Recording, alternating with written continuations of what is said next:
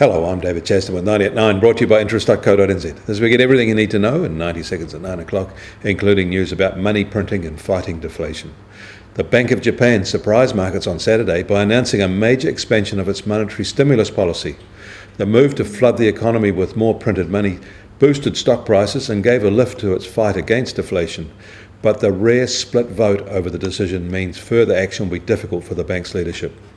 They have, however, decided to increase their annual stimulus to 80 trillion yen, up from 50 trillion yen.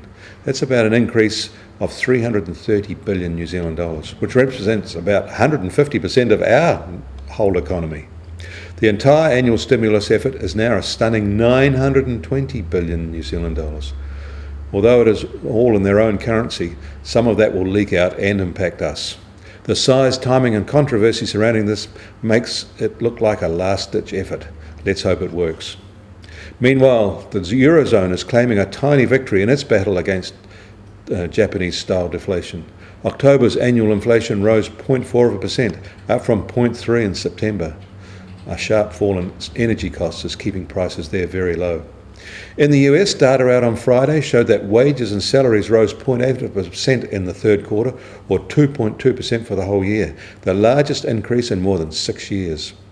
In China, factory activity has unexpectedly fallen to a 5-month low in October as firms fought slowing orders and rising costs in their cooling economy.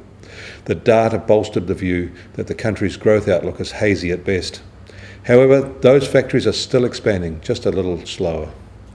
Also over the weekend, Russia's central bank raised interest rates to 9.5% from 8%, a much larger rise than had been expected, as it seeks to combat inflation that has suddenly risen to over 8% a year.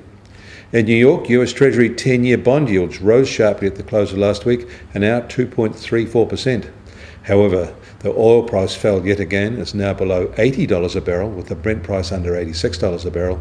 The gold price also fell very sharply again. It's now well below the $1,200 level at $1,176 an ounce.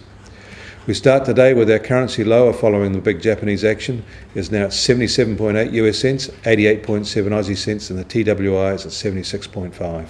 I'm David Chaston. That was 90 at 9, brought to you by interest.co.nz.